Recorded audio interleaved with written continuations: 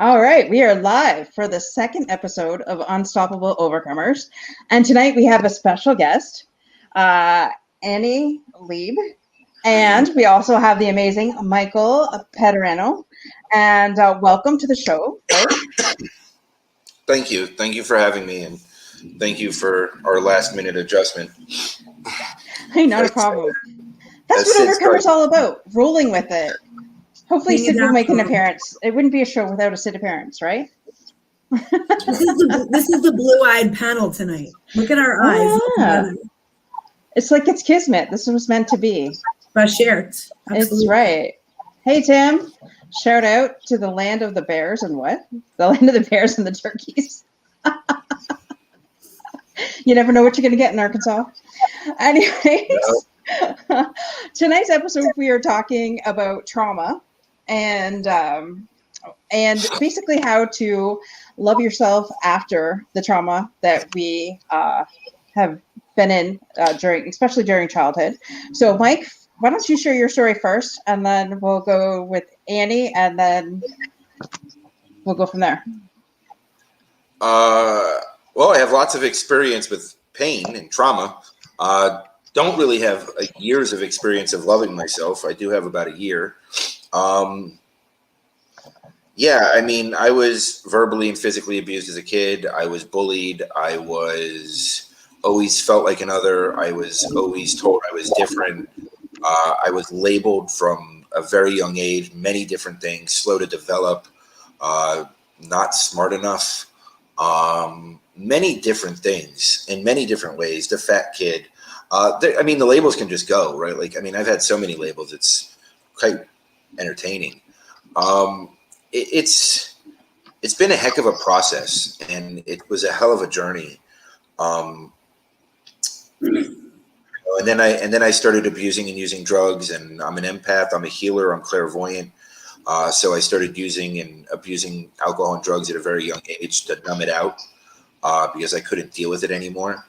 And I did that for many years until I was 27.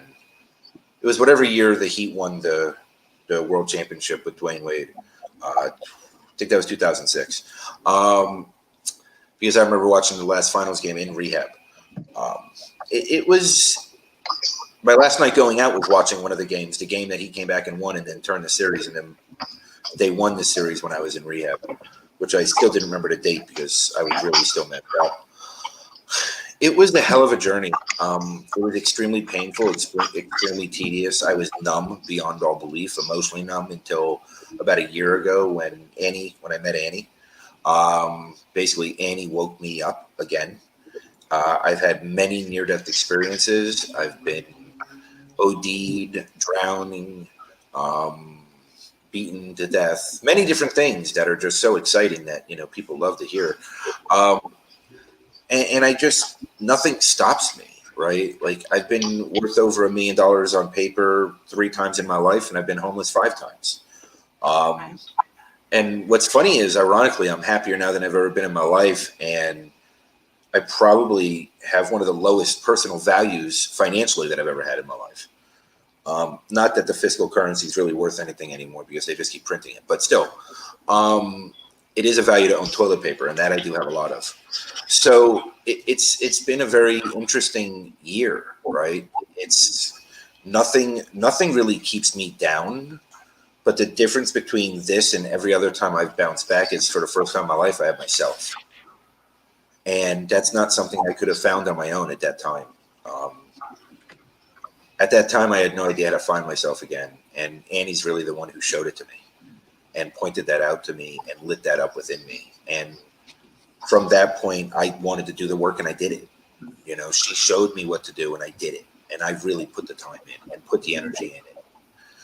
Went to town with my OCD and went to town with my workaholic ways and overachieved at doing work at a very rapid pace. And I'm still on my healing journey. I still have a therapist that I talk to weekly. I still, do work every single day. There's still trauma that I still deal with. There's still things that I go back and I still handle every single day.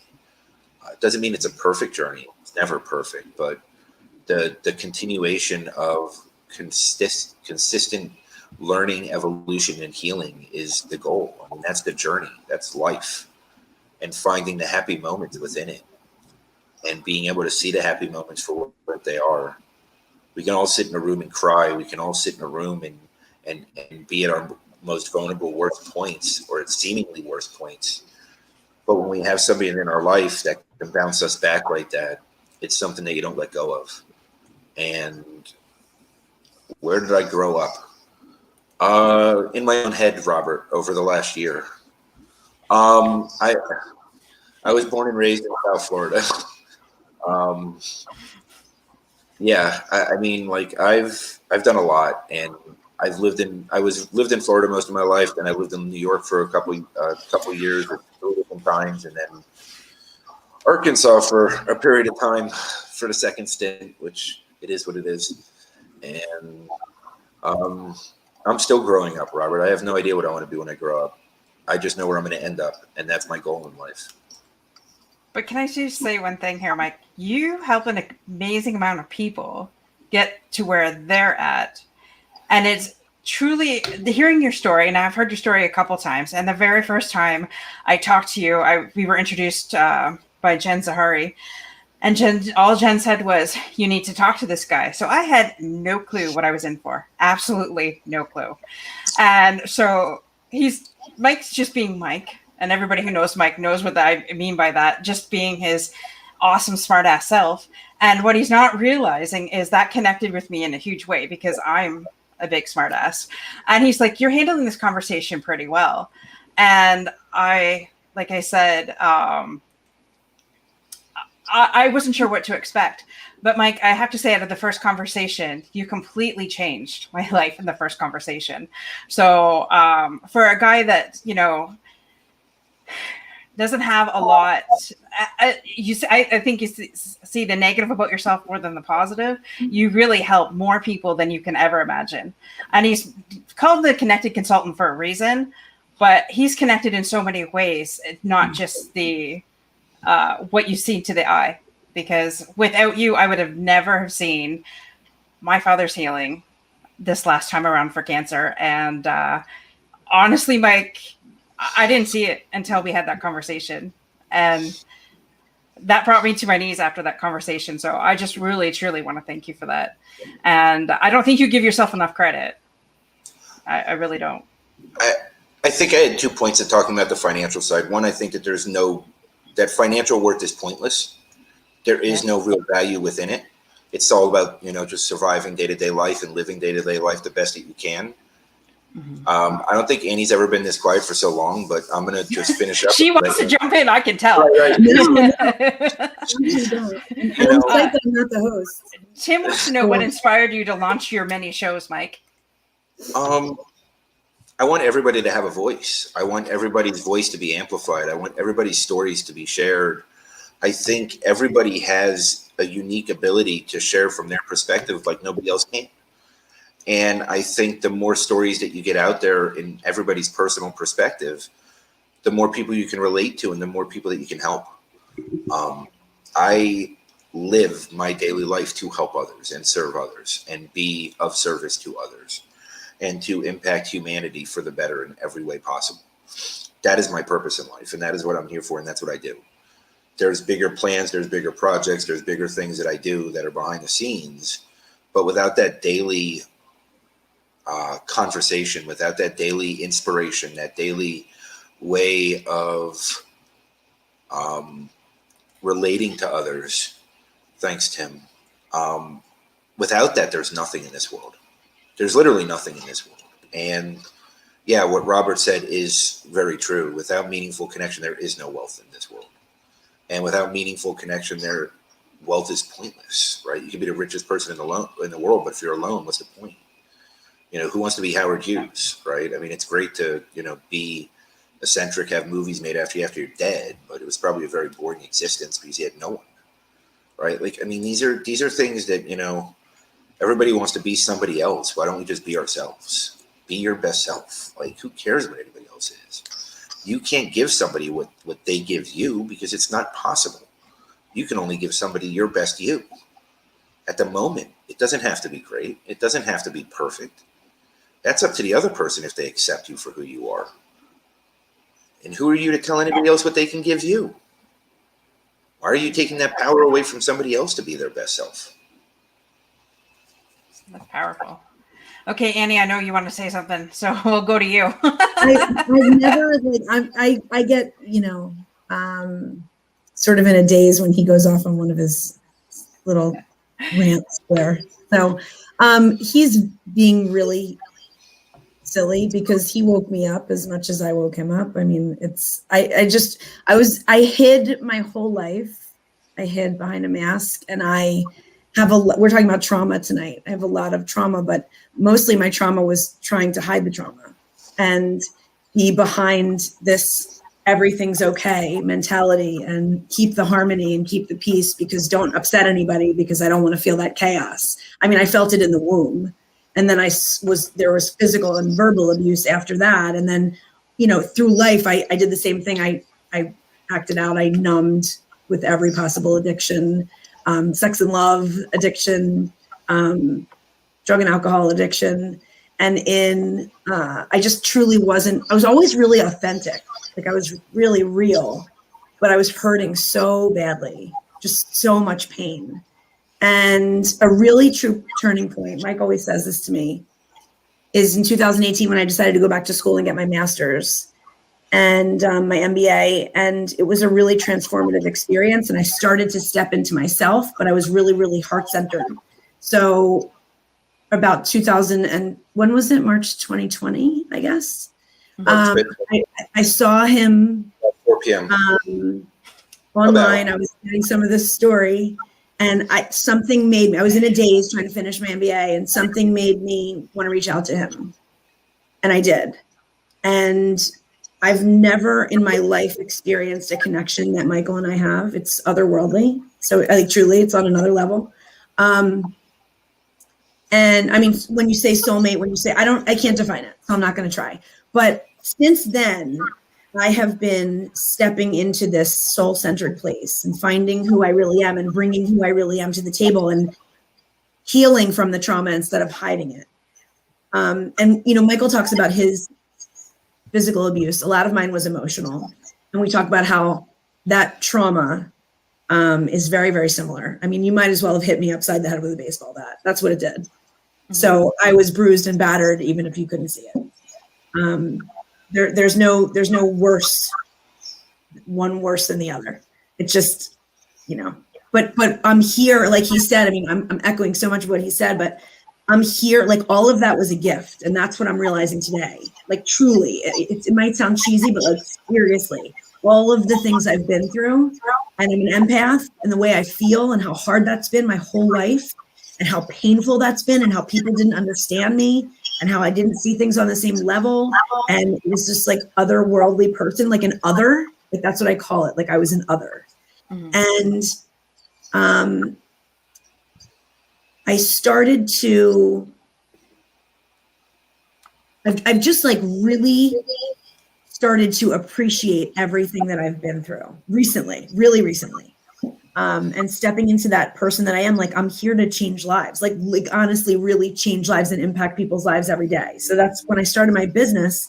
That's what I started doing. And I'm able to lead people to the path to fulfillment, like every day. It's otherworldly too, as far as like mind blowing. I can't believe this is what I do for a living. Like, I can't believe this is happening. And Mike's like, you're just getting started. And I'm like, how is this happening?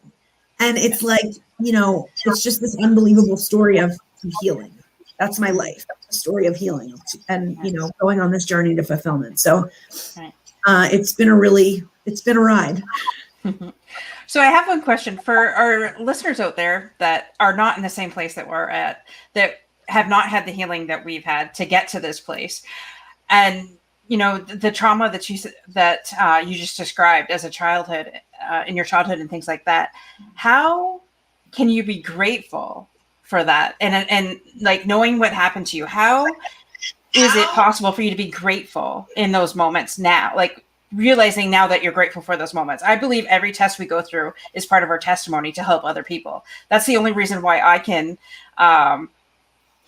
identify with being bullied, having low self-esteem, dealing with family trauma my entire life, from suicide to anything from heart and stroke to cancer to two-time survivor to kidney failure to you name it. Like, we've been through it all. That's the only thing I can think of, that everything I've been through is because there's people in my path that need what I have to say for them to get through.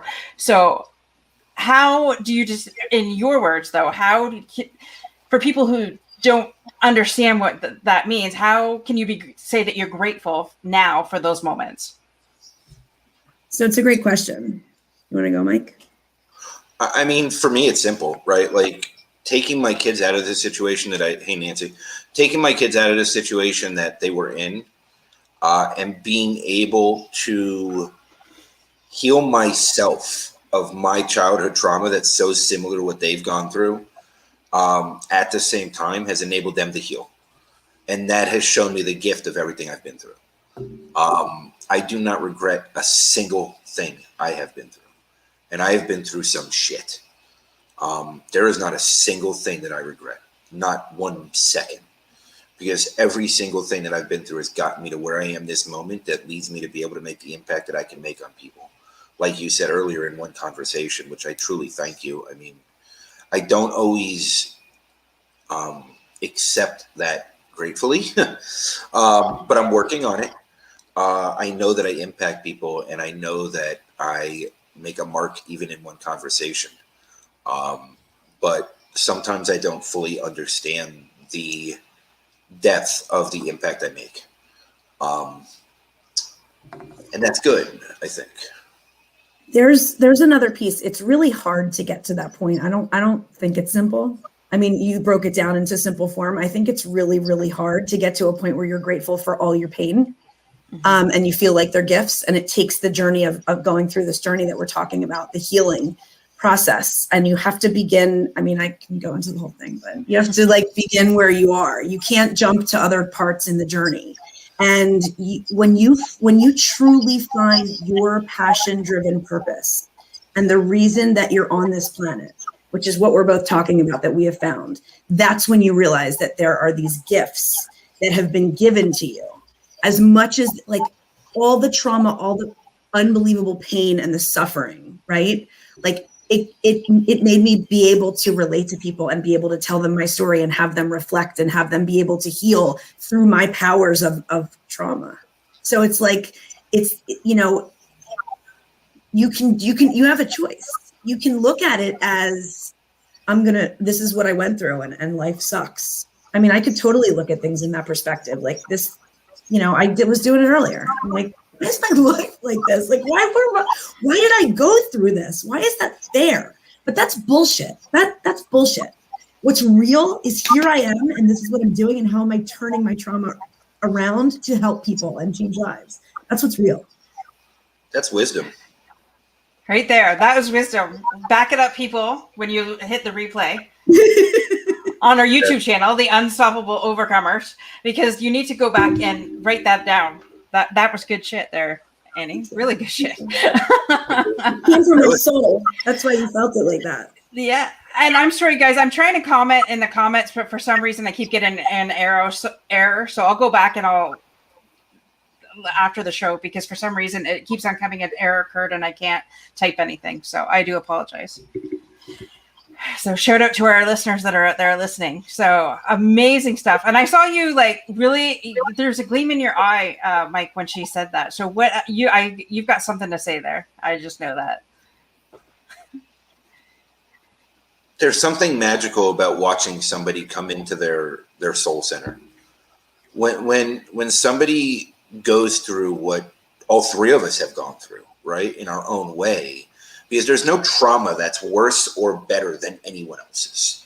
It's our own perspective of it based on our personal life experience. Yeah. I don't care if it's somebody who got bullied for one day in second grade. If it kept that person from going to college and being a CEO and being what they wanted to be in this world, it made the impact on them that changed their life forever. So it doesn't make them less than or better than trauma-wise versus anybody else's trauma. It's all about impact and personal perspective. Right. So, when it comes to just watching somebody step into their soul center and seeing their soul, hey, Brian, seeing their soul shine through, which is what she just did, that glimmer that you saw, that energy that flew off the screen, and being the person that was there earlier when she was doing that to herself, it's magic. It's magical. It is truly magic. Because the fact, yeah, go ahead. I just have a question, because there are some people out there that have no idea what you mean by soul-centered. So in your definition, each of you might even have a different answer. What do you mean by soul-centered? We should send our link, Mike, from when I was in Florida and we did the By the Beach live. Yeah, right. That beach live. Yeah, that was a great one. So here's the way that I describe it, right? There's mind-centric, which is you're in logic only. And you're in robotic mode with subconscious running your life, basically, which could be good patterns, bad patterns, whatever it is. It's patterns that you've had throughout your whole life. There's heart-centered, which gives you your emotional tie, able to empathize, able to relate to others, able to find that emotional tie. And then there's soul-centered, which to me is tie into infinite wisdom. It brings into a connectedness into your conversation. There's a lot less I's and more about us's, more about we's. The whole perspective changes because it's not about your personal situation anymore. When you start speaking from your soul, you start speaking at a level that is at such a lightened place that most can't receive it. But what does happen is it makes people want to receive it and makes people search for it. Because it's the absence of ego. It's the absence of allowing subconscious to control. It's living in a divine, pure purpose path that you can thrive in on a daily basis once you know your core values and you live into them, right? It's living at such a level. Doesn't mean you don't make mistakes. Doesn't mean you don't have slip-ups. Doesn't mean that you're perfect. Doesn't mean that you don't say things wrong and that you don't upset people in ways. Because trust me, I upset people every single day, all day, mostly because people don't want to hear what I have to say, right? Like, but there's something to be said about living in your soul center and coming from a place that it's more than just about you. It's about the bigger picture. Hi. Hey, Sid. Hi, She makes your appearance. I love that. Yeah. But it's when you're in your soul center, it's a different level. It's a different. It's more of a purity and divine level, and you're living a divine purpose, even if there's speech flying in your face. And there's the depths are different. The gravity and the depths of your, like when I was talking about your passion-driven purpose. It's hi, sweetheart. It comes from here instead of from here. It's all of you. It's your essence that you're stepping into, and the ego is removed. So you're no longer. I mean, I saw it in myself. I saw the shift happen, and I see it daily. There's a big difference. There's nothing wrong with being heart-centered. There's nothing wrong with it. It's not bad. It's not like you're less than or something. It's just there is an otherworldly, again, using that phrase, an otherworldliness about being soul-centered. It comes from the depths of your soul versus doing things nice from your heart and, having connection. And there's just like, it's like, I don't know how to explain it except for to say the depth of it. I love what you said. It's ego removed. That is powerful. I've never heard it said that way before, but I love that. And what Mike said that was so important that I don't want anyone to miss is that people come to you. It's like a force. When you start to live your soul-centered life, things are attracted to you. They come to you instead of you chasing. That's a big difference too. It's like a magnet attraction versus like searching and like when I made that shift, my life started to, I aligned. I don't want to say my life aligned. I aligned. Mm-hmm. That's the big difference. When I'm in alignment with my soul intentions, my soul centeredness, I'm standing as my most authentic soul centered self, everything falls into place. Right.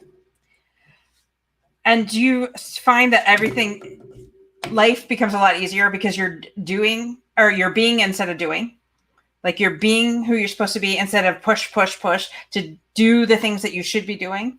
I don't think the word is easy. I think that word might scare people. Life isn't like unicorns and rainbows. Like right. It's your perspective, and the way you look at things and the way you see things is totally different. Your perspective, your view, your angle, your lens is what changes. Life happens. People are going to be mad at you. People argue. Shit happens. It's how you deal with stuff. And it's the lens that you're looking through, and your soul center is completely different. So it does feel like things are more aligned. So yes, but it really is how you're looking at all of it. Mm-hmm. Your perspective is totally different. Right. That's good. Mike, do you have anything to add to that? I'm in a contained Sid mode, so I'm a little bit on mute at times. But no, I think Annie covered it really well, and it's Sid is just going to be Sid, right? And I've come to live with it, love it, Sid. Right, and accept it fully for what it is. So, at the end of the day, soul centered is not an easy place to live and be, but it is a great goal to shoot for. So sit on the couch. You want to lay on the couch? Go over there and lay. You can't lay behind me or on top of me. You can't. It won't work. You're gonna. Okay. You're she is so awesome. It's not a Sid without. It's not a show without Sid. It's not. When she says hi, Annie, to it, I die every time. Doesn't matter how many days in a row she says it to me, I die every time. It's not cute. She wants me to cover her feet too while she lays on top of it. There's only one other person that's as confusing as this I've ever met in my life. Don't know who that is though. But I can't turn the light off. I'm live. We've had this conversation, child. I can't see my eyes open. You can't sleep with your eyes open? Yeah. So close your eyes. Simple. No, I can't see my eyes open. So then go in the room. No. Okay, so stay there and talk. No. I love 3 years old. Isn't it great? Oh, wow. He's going to be 4 in a month from Wednesday. No, 3. I mean, We'll have to do a show just for Sid on her birthday then. Well, as soon as this court case is over, she's getting her own YouTube channel. She already has her own YouTube channel. It's just on everyone else's channels. There we go. Has she been on Rock the Boat yet with Raquel? No, the other kids have. I knew the other kids have. That's awesome. And this is what happens, folks. This is a live show, and we appreciate everything that happens, and everything happens for a reason. And I believe that, there's no mistakes when this stuff happens. So we appreciate having Sid here. That's awesome. Yeah, ask Annie about her first live show ever. Ask Annie about her first. So Michael, let me just tell you this real quick. So he was like, "You're going live, like you're making a YouTube channel and you're going live." And I was like, "What do you mean? Like, what do you mean going live?" He's like 5 minutes from now, let's just like go live and apply for LinkedIn Live and like let's go. So I'm like, all right. So we start having Living with Attitude conversations with Mike. It's on my YouTube channel, and we called it the zoo because his children it was an actual zoo during my first live. So I got really like used to being sort of in the throes of everything. I'm so used to those kids. I'm so used to my kids coming in. One's yelling about Fortnite down the street. The other one down the hall. The other one has Roblox on right next to me. Like, it's just life. What are we going to do? This is live, like live and in person, Yes. So it's just it's forever, kept on in the YouTube annals to have my first show with those children. They were running, I think this was the show. They were running from his living room back to the bedroom so they could see themselves on the TV and then come. I think that was the show. It was so funny. If not, it was total insanity, whatever it was. I know why she's out here. Your spaghetti is all over the room. I can't even. The Tupperware of spaghetti, not a bowl, because that's not the way Mike operates. I don't know what to say about that. It was the rest of the 2 pounds of spaghetti. Mike has serious trauma to talk about right now after seeing what that room looks like. Mike's sleeping on the couch. If anybody would like to help Mike needs a babysitter or a nanny in Arkansas. So if you're in Arkansas, reach out to Mike. Oh my gosh. It'll be easier to pick up when it dries. I'm not even going to pretend that it's okay right now. I'm sleeping on the couch now. It's too much spaghetti in a bed for me to sleep in it. Well, did they make a movie about spaghetti? So there you go. If they didn't, they can come here. Or if they didn't, they can do another chapter in the whatever it was Hulu series they wanted to do on my life. Well, she's quiet. We might as well talk about trauma. Yeah, we can go back to talking about trauma. So how did that trigger you? It doesn't anymore. So I was going to say, he looked very calm, which was surprising because my dad would have been like, oh no, he's like dad of the century. Like he doesn't even get bothered by it. Like he's like, okay, like she just dumped everything and the room is covered and I'll just deal with it later. It's really amazing. He's way more patient than I could ever be. I have lots of practice. Wow. Lots of practice. So with trauma though, how do you help your clients then with their trauma? Or is that something that you guys do in your programs that you have?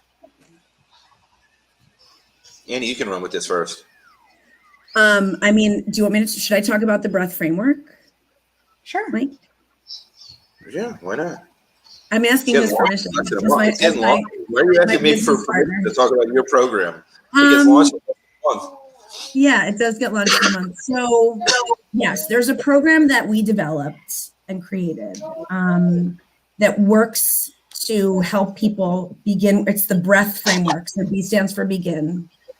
R stands for reclaim your power. E stands for excavate your core values. A is allow. T is through. And H is healing. And I have a process of going through all of the letters to get them to a place of fulfillment. So trauma is in there. And part of it is starting where they are.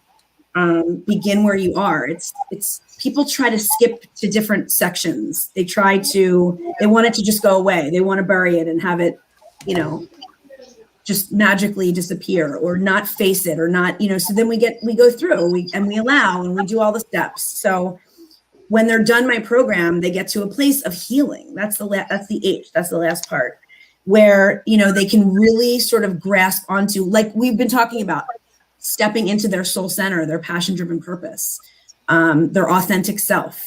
And then once you can do that, oh, thanks, Anne-Marie. Yes, breath framework. I actually have it tattooed on me.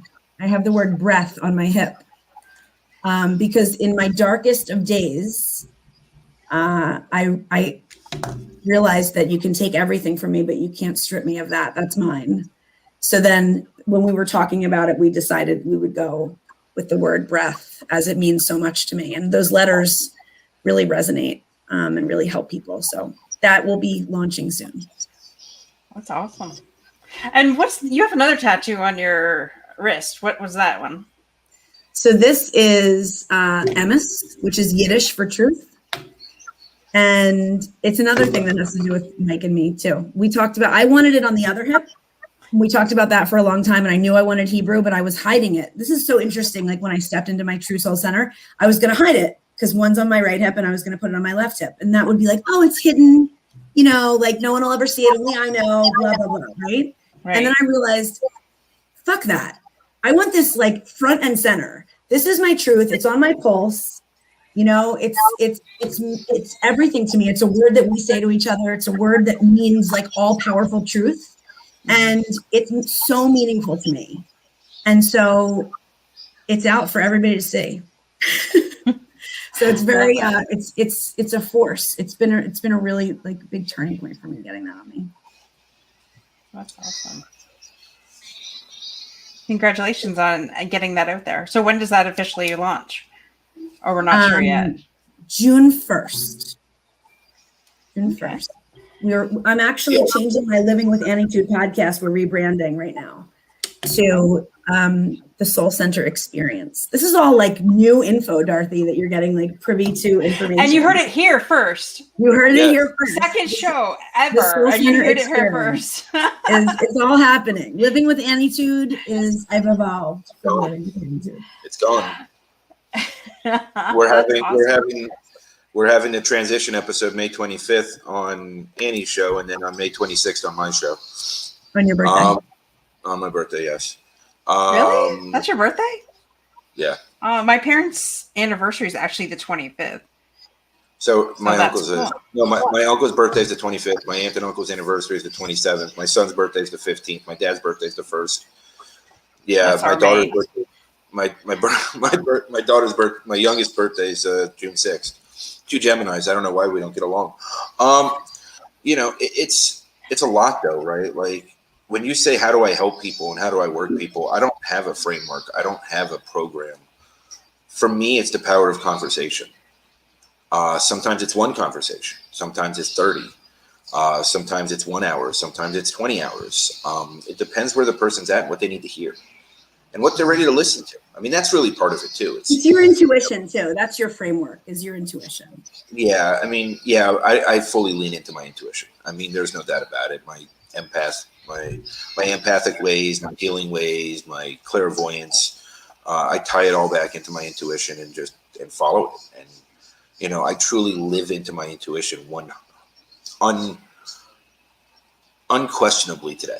Like I do not question a single thing when it comes to my intuition anymore, which for a long time was a huge, huge issue for me.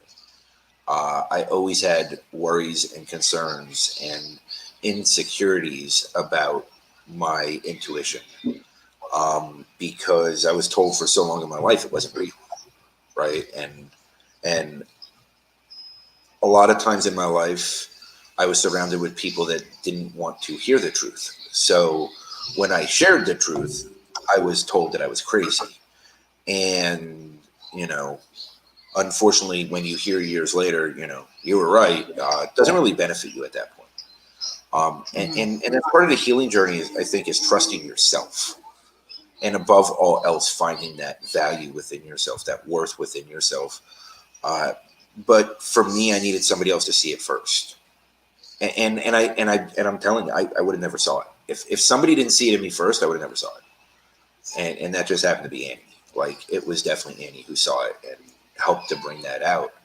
And, everything that she's doing today and everything that she's building with the breath framework and the Soul Center experience, in a way we were each other's first clients beyond our bond. I mean, yes, soulmates. Yes, we're closer than any two people probably could be. But like even beyond that, we were our first two clients of each other. And because of the trust that we have and the respect and, the unconditionals involved, because of those things, it was allowed us to create the processes and ways to work with others around it. Because if something didn't work on the other, we didn't run, hide, or shame the other. We literally would adapt and just be the best person for the other person that we could at the time. And having that gave us the ability to do it. That's pretty cool. And so how old were you when you first started having your empathic abilities? 4. Wow. Yeah. It was my first near-death experience when I was 4 years old. Hey, Christy. My first near-death experience at that age, basically, I had all my abilities fully tapped in, fully potential, clairvoyant, empathic, healer, and it didn't make sense to anybody, and it made me very different. It slowed my processing ability at that age because I didn't see things the same way everybody else did. I saw things much differently. I saw spirits. I saw energy. I saw people. I saw through and through, straight to somebody's soul. I can tell you how complicated it is today as an adult to see that when you go in person with people. 4 years old with no guidance around it. it was beyond overwhelming. Like, overwhelming doesn't even cover how I felt those days in that life. I mean, I've told the story that, you know, there were times in kindergarten that I would be sitting at my desk right after going to the bathroom and, you know, get up, go to the bathroom, go back to my desk. Another kid would go to the bathroom and I would wet my pants because they were peeing in the bathroom because of my empathic abilities. Like, and then it was bullied and tortured and tormented around it, right? So there was just so many layers to everything I went through as a kid that were just unexplainable. And then I went to, you know, therapists, psychologists, and neurologists just to prove how crazy I was. And, you know, because it's unexplainable. The abilities I have at that time it wasn't commonplace to talk about them. So it was unexplainable. So at 9, I decided to start drinking. By 12, I was doing hardcore drugs, started ODing, and just went downhill from there. And I went on a death wish. And I guess luckily today I wasn't able to die. I'm here for a reason, and I'm living into that purpose every single day. The difference between Mike and me, I think one of them is that he like faced the empath in him much earlier than I did. I buried and buried and buried and numbed and numbed and numbed. Not that you didn't do that, Michael, that you didn't numb, you did, but it was much more in your outer self. It showed much more. Whereas mine was like really, really deep rooted and so stuffed and buried that it took 42 years for me to step into it fully. And I mean, I think everybody that's an empath, you know, sort of develops it. Sorry, it's pouring. I don't know if you guys can hear that. Sort of develops it, you know, differently. I was always way too sensitive, both like emotionally and physically, really, really sensitive. Like I have really, really sensitive skin and I'm really sensitive to heat. And like you would get made fun of for that, or like, oh, you're so sensitive, like that kind of stuff. And like, I just felt other people's pain so deeply and so acutely that's like a lot for a kid to handle. Like, yeah, you just feel strange, and you're like, why do what's wrong with me? And I just buried it, and then later I numbed it with anything I could get my hands on. That's the more I'm thinking about it, the more like there's different things that I don't think I have the abilities that you guys had, but I have seen. I have seen different things like growing up. I never really thought about it. I used to have recurring dreams as a kid that I never told anybody about. And I actually dreamt of my uncle's death. I actually did, but it wasn't my uncle. It was my grandfather. And I would have this dream, like I would wake up and he'd be like under ice and he was like this and I could see his eyes. And I was just like, oh my gosh, like since I was little, and I never told anybody those things. And, you know, I discern different things. And as soon as I guess read people, like I can find out if they're really bullshitting me or not. Like I'm really good at that. But then sometimes I'm like, I always give people the benefit of the doubt. So I don't go with my gut as often as I should and things like that. So I'm just like listening to you too. It's just like as amazing. And I'm like, maybe there's just things that I just didn't allow to come to the surface. Because of that. I see through your eyes. I see your eyes. I can see the inner soul of you. Like as soon as I jumped on, I said hi and I said, "Oh my God, your eyes!" Like I don't say that to people. Like yeah. I feel it. It's just I don't know if you're not ready or you're not allowing, but it's one of those. Not allowing. She's not allowing. But that was part of our first conversation. Actually, was her helping her father heal. I'm getting better at it. Her healing abilities and empathic abilities, and even slight clairvoyance. You know, and that's fine, right? Like everybody has to come to it on their own terms, right? Like this isn't something that, you know, hey, I have to be here right now, right when, right? That's why it's B for begin where you are. It's not, right. It's not the end of the letters. It's the first one. You have to begin where you are.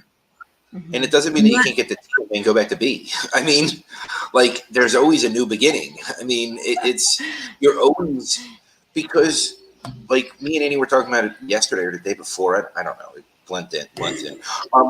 But like we were talking about it the other day, and it was like, you know, things get harder as we evolve and go forward. But because we are stronger and because we understand more and because we've done the work, we can handle it at a much deeper level. Like the things that I'm confronted with today, or maybe that Amy's confronted with today, maybe are at a much deeper level than things that she confronted 6 months ago. But because of what she's been through and because of what I've been through and because of what we've learned and evolved through and grown through and proven to ourselves that we're worth it, we know we can overcome. Doesn't mean we want to deal with it, but it does mean we can overcome. And we're not perfect. No one's perfect, right? We don't want to deal with this shit sometimes. I don't want to just keep dealing with stuff. Mark Wynn, shaman that, I communicate with pretty much weekly, he's taught me that don't look at it as shit. Look at it as chocolate. What's the difference? It's the journey. Make it what you want to make it, right? I mean, why does going through pain or trauma have to be bad? Maybe it's good because there's such a good side to going through it. There really is enormous positives and strengths, the fortitude. If I didn't go through everything that I've been through in this last year, I wouldn't be able to help people the way that I helped them. I wouldn't have been able to reach the people that I've reached in the past 3 months. Yeah. My children wouldn't be able to heal the way that they're healing. Like, everything is serendipitous. I wouldn't have found my angelic unicorn if I didn't look at my soul and want to do the work to get there. Like that's part of it, though. You need to understand that no matter where you're at, no matter what your pain point is, no matter what your trauma is, the minute you start doing the work and the minute you start finding through the work and find that healing space, everything else starts opening up to you. The world starts opening. And when you open yourself up from a soul level, the universe puts things in front of you that you never expected. It just does. And it's really recognizing your worth at different levels. Like when you can even see it around the corner, when you can see your worth just around the corner, that's the first step, is like, all right, I can see it. Now it's in view. Then you get a little closer, then you reach out and touch it. And then you get a little bit closer, then you can hold it.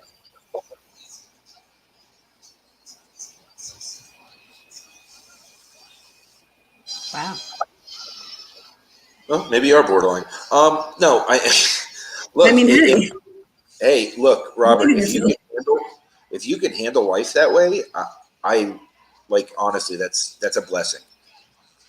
It's not. I've never allowed it to be that easy for me. How about that? I've never allowed it to be that easy for me. I know that daily it gets easier, and I know that daily I allow a lot more than I ever used to. And I also accept people for where they're at the moment a lot better than I ever used to, and I don't take it personally anymore. And I just bring my best self to the table because that's all I can do at any given point in time. That is the only thing I can do for those closest to me, is bring my best self at that moment to the table. Except for when I'm cleaning spaghetti. That's all any of us can do. Then how could we ever expect more than that from ourselves?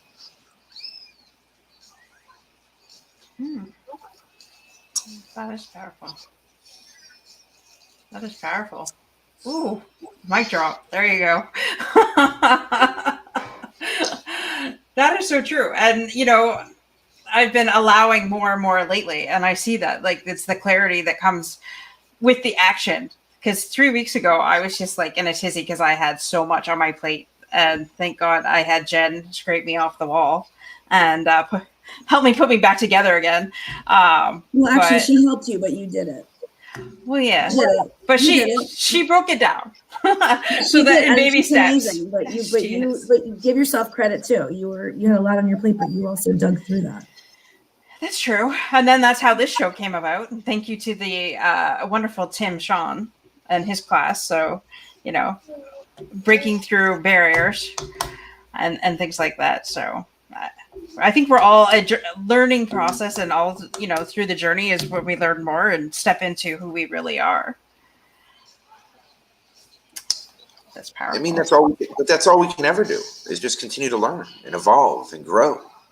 Mm-hmm. Right? I mean, I'm not the same person I was at the beginning of this conversation. I mean, we change that fast. We adapt and grow and change from every interaction. There's an energy exchange with every word out of our mouths. We need to accept and allow ourselves to grow and evolve as fast as we're able to. All we do is hold ourselves back. You know, Annie can go and explain to you how fast some of her clients have turned corners because all she does is help them allow themselves to do it. It really sometimes is that simple, as just helping them remove their own handcuffs and shackles. Because when you start letting people free from themselves, you know, what we haven't discussed is what you get to through Annie's program or anybody's program in theory, right? Which is that personal freedom, that fulfillment, that peace, that safety, that happiness within yourself. You know, Annie touched lightly on her vices, right? My vices, I had every escapism, every vice in the world because I never wanted to deal with self. Yeah.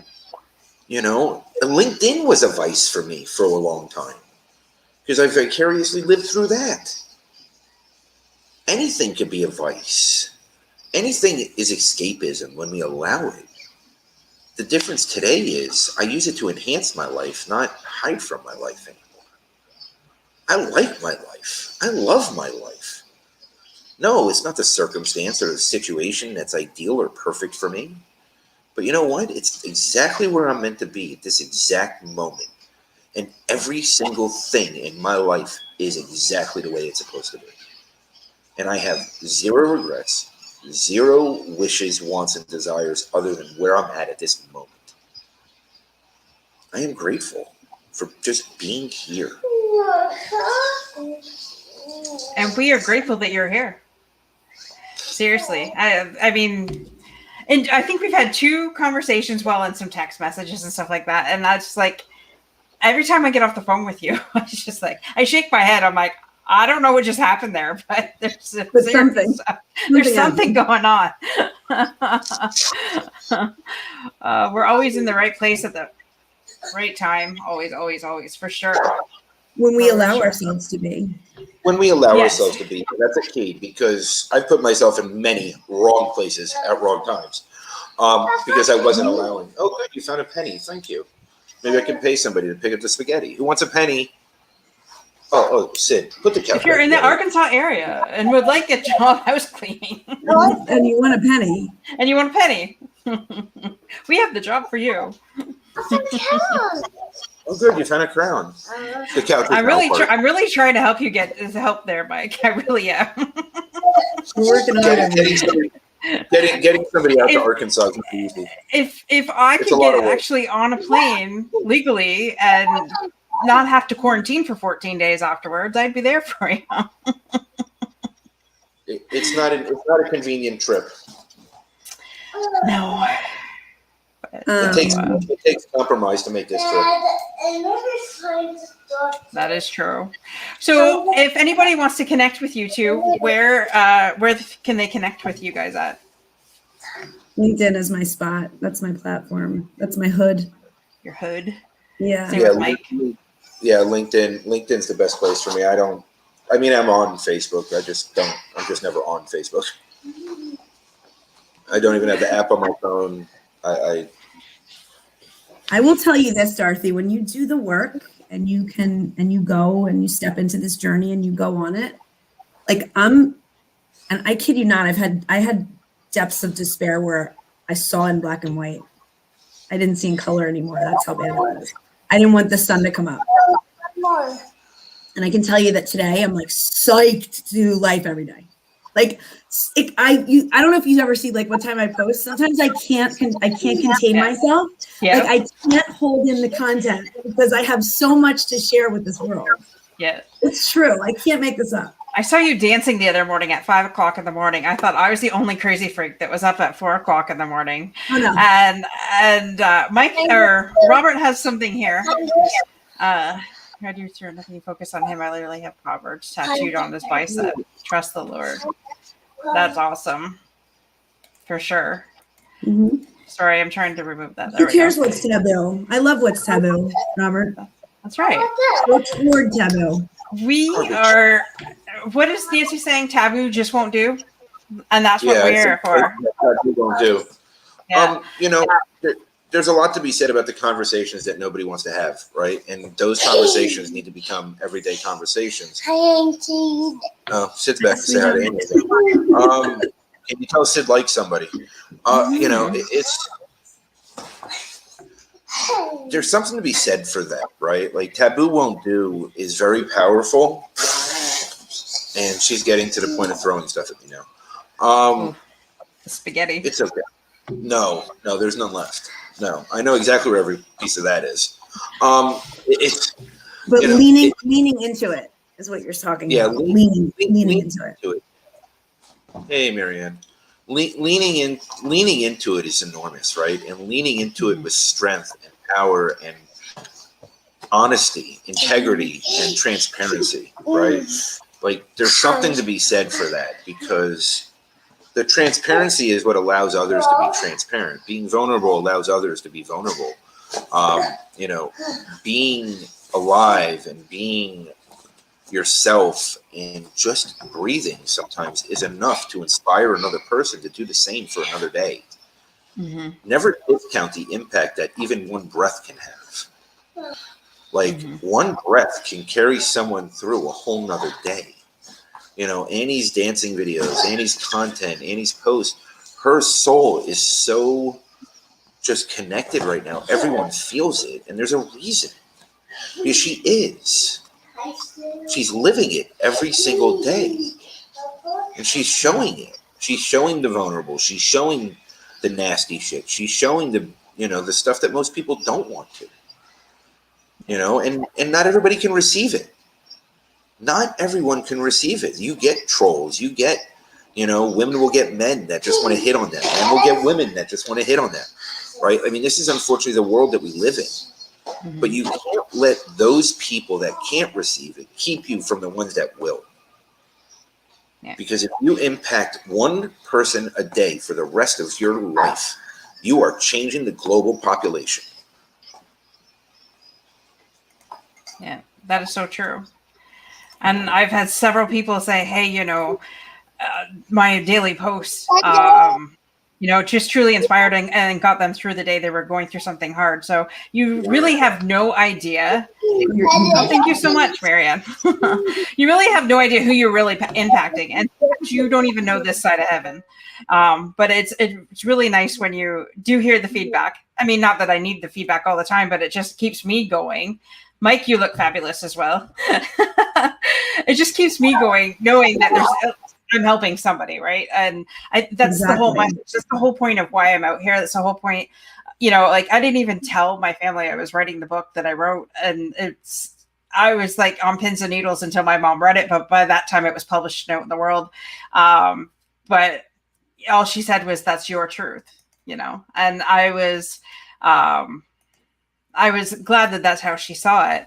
I didn't put anything bad about my parents. It was just like how life was. Like it can be overwhelming when you see your parents from one illness to the other, and there's moments you feel alone. But that was my truth. That was how it was, and and so being out there and helping, inspiring other people is for me what it's all about. Me too, Dorothy. I'm with you, girl. So we're down to our last minute in a little bit here. Is there any last minute tips for our guests that are out there overcoming trauma and truth and empath and the whole thing that we've talked about tonight? Any last minute words? My final word is to just lean toward it. Lean toward the healing process, and you will see that things will start to come. Begin where you are. And for me, it's no matter where you're at, no matter what space you're in, no matter how low and how dark it might get, always be open for that one person to reach out and find you.